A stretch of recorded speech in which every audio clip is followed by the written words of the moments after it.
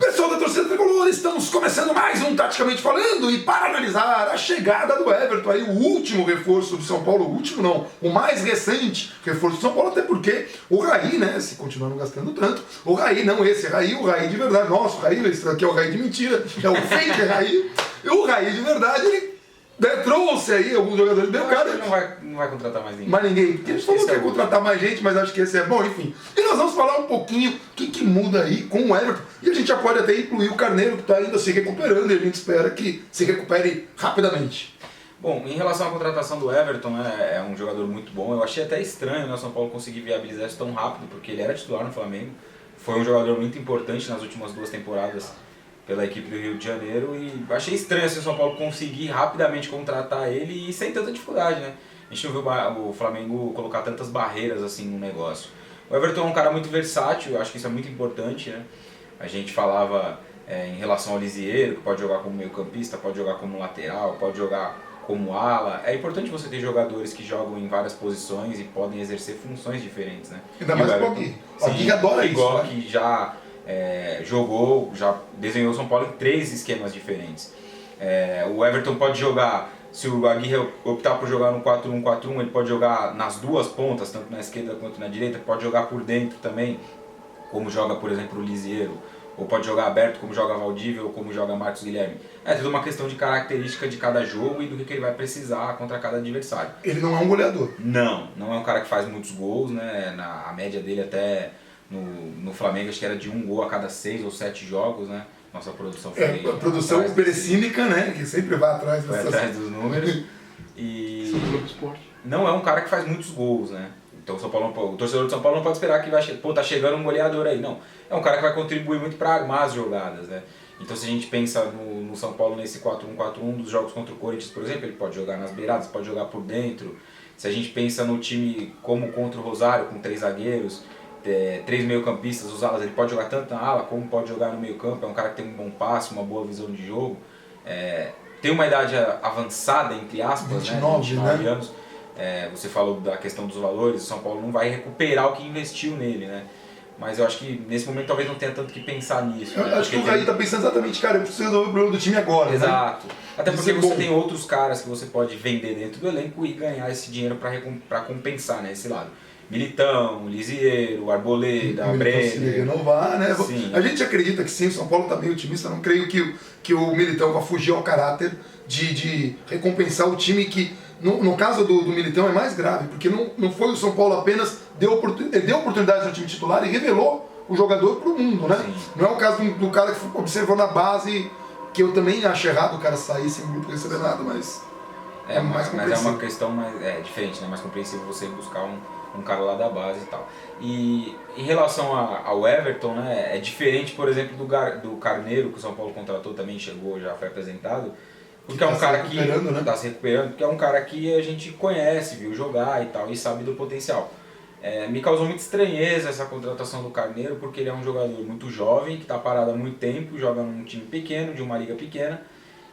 Então você tem poucos dados, pouco tempo de avaliação para você poder cravar que esse cara é uma promessa gigantesca. Pode ser que ele seja um cara absurdo. Mas por enquanto é só promissor, né? Então, assim, parece ter habilidade, a gente vê um ou outro lance difícil, porque a gente vê contra times não tão grandes, e ele consegue jogar na meia também, né? Ele gosta de jogar, ele é versátil também. De fato, só quando começar a jogar mesmo que a gente vai poder ter uma ideia e tal do que vai ser esse jogador. Mas vem também para suprir uma posição, uma ausência que o São Paulo, uma posição que o São Paulo é carente, que é a do 9, né? Hoje tem o Trellis, tem o Diego Souza, mas não tem, né? Porque ele não é um jogador para essa posição e função. Tem o Trellis, que é o 9, mas não tem jogado como 9, com o Diego Aguirre, em vários momentos não foi o 9. Então, e tem o Brenner, né? O Brenner, que é um jogador muito novo. Então vai oscilar, é bom vai ter 2 garotos ali para brigar. E é mais um daqueles que pode jogar em várias posições, né? Ele pode ser tanto o cara mais centralizado, como ele foi, por exemplo, contra o Bahia na última rodada do Campeonato Brasileiro passado e em alguns outros jogos, mas pode também ser um cara aberto, como ele foi contra o Corinthians, por exemplo, naquele jogo do Pacaembu, 2-1 pro Corinthians, lá no primeiro turno, na fase de grupos do Campeonato Paulista. Então é muito interessante que o São Paulo também tem no seu grupo jogadores que podem fazer mais de uma posição.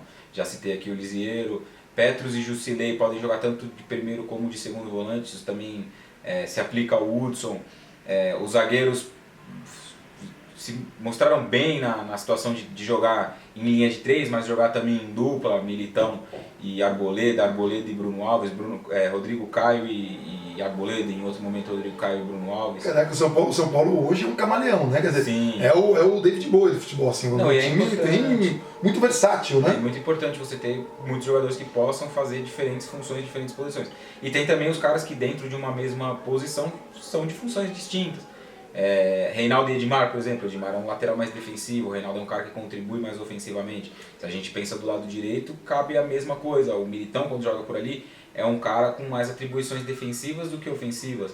E o Bruno já é o praticamente só ofensivo, né? Aliás, até pra galera entender, às vezes, por que colocou o Edmar? Porque precisava de um cara mais firme na marcação. Tem vezes que o time adversário tem um jogador um atacante muito bom pelo lado direito. Você prefere perder um pouco a qualidade, porque tecnicamente o Edmar está abaixo do Reinaldo, principalmente na questão da proposição do jogo, e aí você vai precisar recorrer a um jogador como esse. O Bruno é que tem tido pouquíssimas oportunidades, e as poucas que teve também não conseguiu estar numa fase... Por exemplo, no ano passado, né, ficou aquela situação do Edmar e do Júnior Tavares, que disputavam a posição, e o Edmar acabou se firmando como titular na reta final do campeonato, porque era aquilo que o São Paulo precisava, um lateral que guardava mais posição, que se mantinha ali mantinha aquela linha de 4 mais bem posicionada e tal. O Júnior Tavares era um cara que avança mais, de uma reserva técnica muito maior que a do Edmar, não é essa comparação.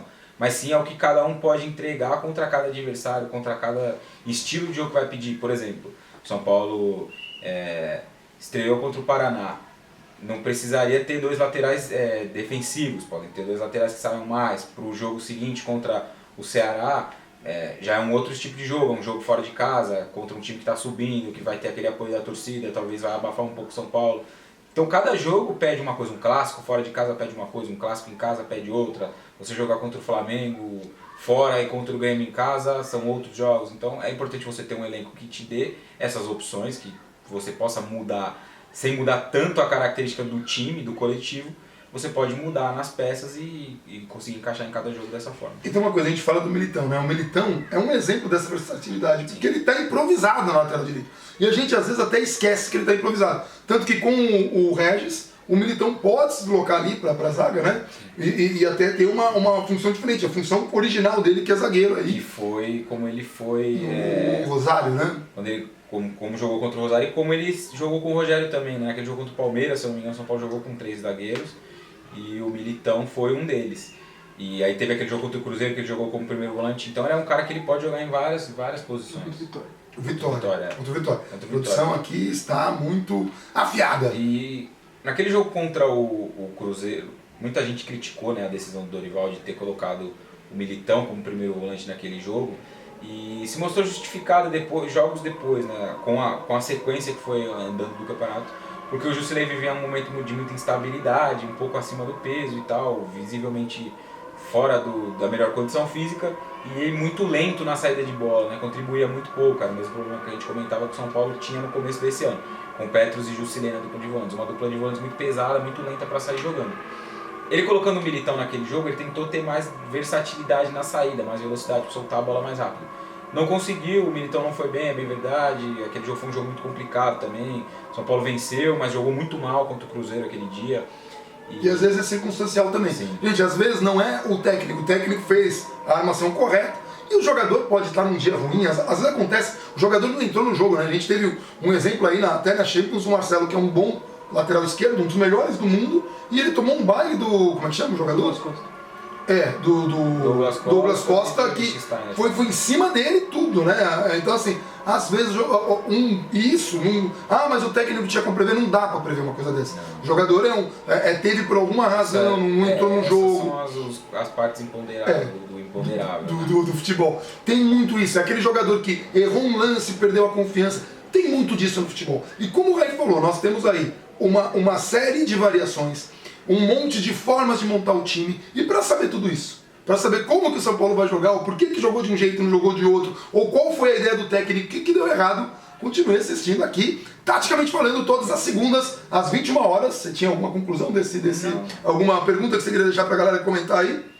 Então, acho que assim, em relação ao que o Everton quer, mais o tema específico, né, já que ele foi contratado, do que ele pode, em que posição ele pode jogar mais, se vai ser um ala, se ele vai ser um cara, um terceiro homem de meio campo, talvez ali, eu acho que um terceiro homem de meio campo ele tem menos chance de ser porque já tem um Lisieiro ali que tem uma característica semelhante, então eu acho que a gente vai poder observar algumas vezes o Everton jogando como ala no São Paulo, e eu estava pensando aqui antes da gente começar a gravar, isso me remete um pouco a um cara que foi muito importante no período do São Paulo, e eu acho que eles têm algumas características semelhantes, não estou comparando os jogadores, nem história, o Everton pode construir a dentro do São Paulo, que foi o Jorge Wagner.